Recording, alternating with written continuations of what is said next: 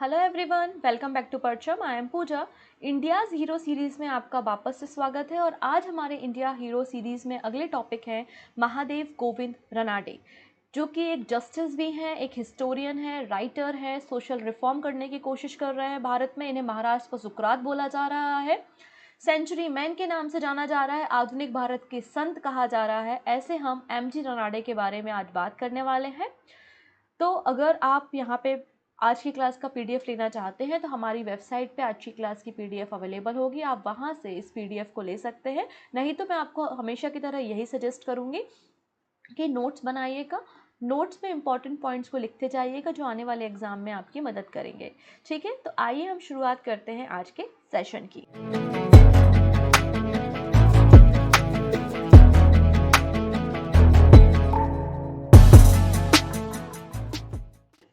हम बात करेंगे एमजी रनाडे के बारे में, जिन्हें फादर ऑफ इंडियन इकोनॉमी कहा जाता है, आधुनिक अर्थशास्त्र के अग्रदूत के नाम से जाना जाता है, आधुनिक भारत के संत के नाम से जाना जाता है, सेंचुरी मैन कहते हैं, आधुनिक महाराष्ट्र के निर्माता के नाम से जाना जाता है, और महाराष्ट्र के सुकरात के नाम से भी एमजी रनाडे को जाना जाता है। ये जो सारे नाम मैंने बोले वो एमजी रनाडे के हैं।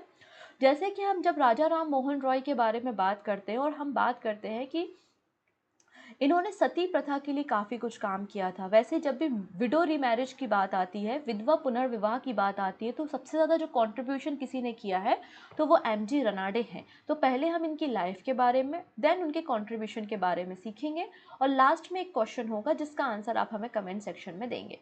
तो आइए हम बात करते हैं एमजी रनाडे के बारे में, जिन्हें महाराष्ट्र का सुकरात कहा जा रहा है। इनका जन्म 18 जनवरी को 1842 में एक मिडिल क्लास ब्राह्मण परिवार में होता है। कहाँ पर? निफाड, नासिक डिस्ट्रिक्ट ऑफ महाराष्ट्र में इनका जन्म होता है। इनकी जो प्राइमरी एजुकेशन होती है वो महाराष्ट्र के कोल्हापुर में ही करते हैं। ये मराठी स्कूल में इनकी पढ़ाई शुरू होती है। मराठी स्कूल को उसके बाद वो ट्रांसफ़र होते हैं इंग्लिश मीडियम स्कूल में। Then Elphinstone college in Bombay, यहाँ पर इनका एनरोलमेंट होता है 14 साल की उम्र में। आप लोग ने यूनिवर्सिटी ऑफ बॉम्बे का नाम डेफिनेटली सुना होगा। तो यूनिवर्सिटी ऑफ बॉम्बे का जो पहला बैच था ना, उस पहले बैच के स्टूडेंट थे एमजी रनाडे। वहाँ से उन्होंने 1862 में बीए पास किया, बीए किया, डिग्री हासिल की, और फिर उसके बाद एलएलबी भी किया। 1866 तक इनकी एलएलबी ख़त्म हो गई थी। एलएलबी ख़त्म होने के बाद अब आती है नौकरी की बारी। तो नौकरी के लिए इन्हें 1871 में अपॉइंट किया गया था presidency magistrate of Bombay small causes court. जो छोटे छोटे मामले होते थे उनके मामलों को सुनवाई करने के लिए प्रेसिडेंसी मजिस्ट्रेट में बॉम्बे में इनको अपॉइंट किया गया था 1871 में। फिर बाद में इनका प्रमोशन होता है बॉम्बे हाई कोर्ट में, और 1893 में ये बॉम्बे हाई कोर्ट में चले जाते हैं। लेकिन वहीं बीच में उनके पास एक और ऑफ़र आता है। उनके पास ऑफ़र आता है उसी स्कूल से जहाँ से इन्होंने एजुकेशन हासिल की थी, एल्फिंस्टोन कॉलेज इन बॉम्बे। और वहाँ से इनसे बोला जाता है कि आप हिस्ट्री के प्रोफेसर बन जाइए, हिस्ट्री के इंस्ट्रक्टर बन जाइए। आप कह सकते हैं कि उनके जीवन में ये एक बहुत टर्निंग पॉइंट था, और उन्होंने इस वकालत को छोड़ दिया, जो जज थे वो ये उससे छोड़ दिया, और उसके बाद ये हिस्ट्री के इंस्ट्रक्टर बन गए।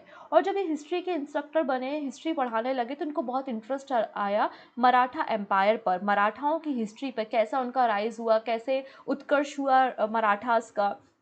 तो इन्होंने एक बुक भी लिखी है जिसका नाम है राइज ऑफ मराठा पावर। ठीक है, इस तरीके से इनके द्वारा आगे हम देखेंगे कई सारी रचनाएं की गई हैं। जैसे कि मैंने कहा, ब्रह्मो समाज से काफ़ी इंस्पायर थे, और ब्रह्मो समाज के जो फाउंडर थे राजा राम मोहन राय जी, तो राजा राम मोहन राय जी की जीवनी भी इनके द्वारा लिखी गई है। इनफैक्ट अगर हम बताते हैं कि one of the founding member या वन ऑफ द को फाउंडर जो प्रार्थना समाज के हैं वो एमजी रनाडे हैं। और एमजी रनाडे जी के द्वारा या फिर आत्माराम पंडोरम के द्वारा जो प्रार्थना समाज को शुरू किया जाता है, तो वो केशव चंद्र सेन से इंस्पायर होकर ही प्रार्थना समाज की शुरुआत की जाती है। इन्होंने गर्ल्स एजुकेशन में बहुत काम किया है। जो बैकवर्ड क्लासेस या डिप्रेस्ड क्लास की महिलाएं हैं उनके उद्धार के लिए, उनके इम्प्रूवमेंट के लिए बहुत काम किया है। इनफैक्ट इनकी जो वाइफ होती हैं रमाबाई, जब 10 साल की होती है तब उनकी शादी होती है इनसे, और अपनी वाइफ को ये एजुकेशन देते हैं और एक बहुत अच्छा डॉक्टर भी बनाते हैं।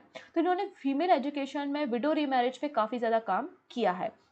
इनफैक्ट अगर हम इंडियन नेशनल कांग्रेस के one of the founding member के रूप में एमजी रनाडे को याद करते हैं। इंडियन नेशनल कांग्रेस थी 1885 में फॉर्मेशन हुआ था, तो उसके फाउंडिंग मेंबर भी थे। और जब इसका पहला सेशन होता है तो उस पहले सेशन को अटेंड भी एमजी रनाडे के द्वारा किया गया था।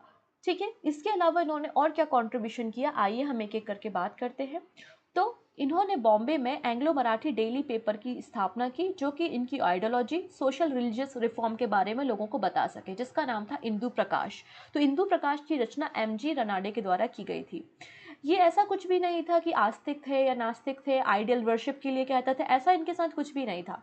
इनका केवल इतना ही मानना था कि देखिए, जैसे कि ब्रिटिशर्स आए थे, ब्रिटिशर्स ने नई नई पॉलिसीज़ बनाई थी और देश के लोगों को अप्लाई करने की बात की थी। क्रिश्चियन मिशनरीज़ बना दी, सती प्रथा को बंद कर दिया, या आप कोई भी कानून अचानक से बनाते हो तो लोग विद्रोह करते हैं।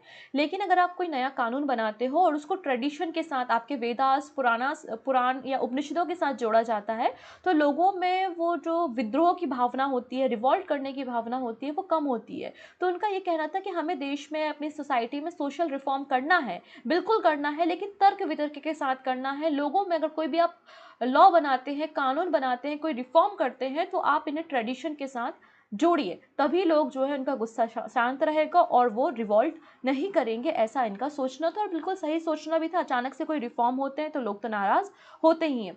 इनफैक्ट ये जो गर्ल और बॉय के जो चाइल्ड की, मतलब मैरिज की एज थी ना, उस समय लड़का और लड़कियों की जो शादी की उम्र थी वो बहुत कम थी, 10 साल थी, तो उसको बढ़ाकर 12 साल करने की बात भी इनके द्वारा की गई थी। जैसा कि मैंने कहा कि रमाबाई इनकी वाइफ थी और रमाबाई को शिक्षा देने का काम इन्होंने किया, उन्हें एक डॉक्टर बनाया। उसके अलावा रमाबाई जो है वो सेवा सदन की फाउंडर थी, और सेवा सदन एक ऑर्गेनाइजेशन था जो कि वीमेन के राइट के लिए, महिलाओं के अधिकारों के लिए काम करने का किया करता था।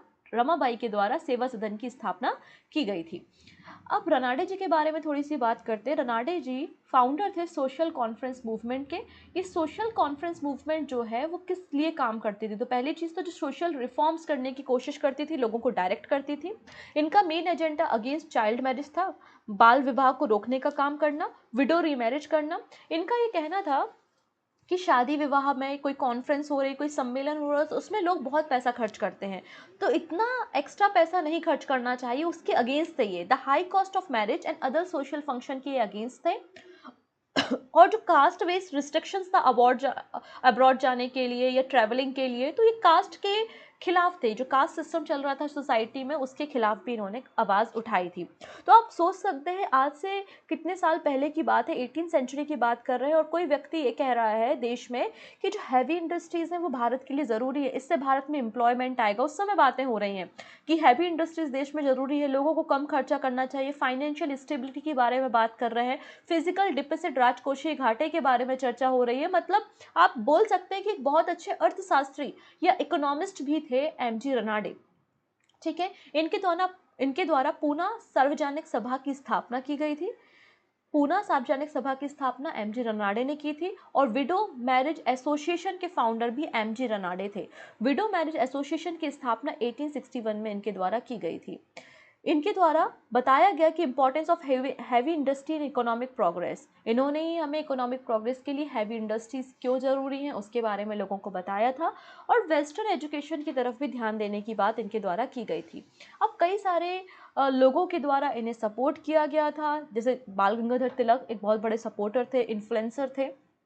और अगर आप एमजी रनाडे के एक स्टूडेंट के बारे में, शिष्य के बारे में बात करें, या सबसे बड़े इन्फ्लुएंसर के बारे में बात करें, तो वो गोपाल कृष्ण गोखले जी का नाम आता है। ठीक है, तो he influence several Congress leader, the most prominent of whom was Gopal Krishna Gokhale. तो इनकी ही विचारधारा है, ब्रह्मो समाज से ही इंस्पायर थे गोपाल कृष्ण गोखले जी। तो एक बार हम शॉर्ट में देखते हैं कि क्या क्या स्थापना इनके द्वारा की गई थी। जैसा कि मैंने कहा, अहमदनगर शिक्षा समिति की स्थापना है एमजी रनाडे ने की थी। पूना सार्वजनिक सभा की स्थापना की थी, और एंग्लो मराठा समाचार पत्र इंदु प्रकाश की शुरुआत इनके द्वारा की गई थी। अगर हम बात करते हैं कि जैसे कि इन्होंने महिलाओं के एजुकेशन के सेक्टर में बहुत ज़्यादा काम किया है, इसलिए इन्होंने 1884 में दक्कन एजुकेशन सोसाइटी की स्थापना भी की थी, जो कि डिप्रेस्ड क्लास या अंडर प्रिविलेज क्लास की जो महिलाएं हैं उनके एजुकेशन की बात करती थी, दक्कन एजुकेशन सोसाइटी। अब बात करते हैं प्रार्थना समाज के बारे में। हम सभी जानते हैं कि बॉम्बे में 1867 में प्रार्थना समाज की स्थापना की गई थी, और प्रार्थना समाज की स्थापना आत्माराम पंडुरंग के द्वारा की गई थी, और कुछ समय बाद प्रार्थना समाज को ज्वाइन किया गया था एमजी रनाडे के द्वारा, और उसके बाद ही प्रार्थना समाज को एक वर्चस्व मिला, वो उसकी जो थॉट्स है, आइडियोलॉजी स्प्रेड हुई। तो one of the founding member जो है प्रार्थना समाज के, वो एमजी रनाडे कहे जाते हैं। अब इनके द्वारा कई सारी बुक्स भी लिखी गई हैं, जैसा कि मैंने कहा इन्हें जब हिस्ट्री का इंस्ट्रक्टर बनाया गया तो इंस्ट्रक्टर बनने के बाद ये मराठा एम्पायर से काफ़ी इन्फ्लुएंस थे। मराठा एम्पायर के राइज के ऊपर इन्होंने पुस्तक लिखी है, मराठाओं का उत्कर्ष। फिर राजा राम मोहन राय जी से बड़े इन्फ्लुएंस थे, तो राजा राम मोहन राय जी की जीवनी लिखी है। विधवा पुनर्विवाह, मालगुजारी कानून, धार्मिक एंड सामाजिक सुधार, ये सभी जो रचनाएं हैं वो एमजी रनाडे की ही पुस्तकें हैं। जैसे कि मैंने कहा कि प्रार्थना समाज की स्थापना डॉक्टर आत्माराम पंडुरंग ने 1867 में की थी, जिनका ऑब्जेक्टिव रैशनल वर्शिप और सोशल रिफॉर्म करना था। फिर कुछ समय बाद जो है वो दो बड़े लीडर इनको ज्वाइन करते हैं, एक है आर.सी. भंडारकर और दूसरे जस्टिस महादेव गोविंद रनाडे। और इन लोगों ने अपनी जो सेवाएं दी हैं, या प्रार्थना समाज का जो मेन एजेंडा था वो इंटर कास्ट मैरिज था, इंटर डाइनिंग था। ऐसा नहीं है कि ये छोटा वर्ग का व्यक्ति है, ये बड़ा व्यक्ति है, या हिंदू मुस्लिम साथ में बैठ के खाना नहीं खा सकते हैं। तो हर एक धर्म को इक्वल अपॉर्चुनिटी देने के साथ सभी धर्मों के लोगों को एक साथ बैठना चाहिए, एक साथ बैठ के खाना खाना चाहिए। तो इंटर डाइनिंग को बढ़ावा देते थे, इंटर कास्ट को बढ़ावा दिया इन्होंने, इंटर कास्ट मैरिज को, विडो रीमैरिज पे ध्यान दिया, और जो डिप्रेस क्लास की महिलाएं हैं उनके इम्प्रूवमेंट के लिए इन्होंने काम किया। तो ये मेन एजेंडाज थे प्रार्थना समाज के, जिसमें काम कौन कर रहे थे? आत्माराम पंडुरंग, आर.सी. भंडारकर और जस्टिस महादेव गोविंद रनाडे। और प्रार्थना समाज किससे इन्फ्लुएंस थी? केशव चंद्र सेन जी से इन्फ्लुएंस थी, मतलब ब्रह्मो समाज आप बोल सकते हैं। इन्होंने विडो रीमैरिज पे तो फोकस किया ही, साथ विधवाओं के लिए आश्रम की स्थापना भी की। अब मान लेते हैं कोई व्यक्ति है जो दिन में नौकरी करता है, काम करता है, या फिर मजदूरी करता है, लेकिन वो पढ़ना चाहता है, तो ऐसे में जो रात्रि स्कूल होते हैं, रात्रि पाठशालाएं होती हैं, उनकी शुरुआत भी एमजी रनाडे के द्वारा की गई थी। इन्होंने गर्ल्स और बॉयज़, मेल और फीमेल दोनों की जो चाइल्ड मैरिज एज है उसको इंक्रीज़ करने के लिए आवाज़ उठाई थी। ठीक है, इसके अलावा इन्होंने गर्ल्स को एजुकेशन देने के लिए दक्कन एजुकेशन सोसाइटी की स्थापना भी 1884 में की थी। तो 1884 में दक्कन एजुकेशन सोसाइटी की स्थापना भी की गई थी। इन्होंने हिंदी और इंग्लिश और मराठी जनरल के एडिटिंग में काफ़ी कुछ कंट्रीब्यूशन किया है देश में। फिर डॉक्टर आर.जी. भंडारकर और जस्टिस रनाडे के द्वारा महाराष्ट्र गर्ल एजुकेशन सोसाइटी की शुरुआत की गई, इसलिए आधुनिक महाराष्ट्र का निर्माता या सुकरात ऑफ महाराष्ट्र जो है वो एमजी रनाडे को कहते हैं, क्योंकि इनके द्वारा ही महाराष्ट्र गर्ल एजुकेशन सोसाइटी की स्थापना की गई थी।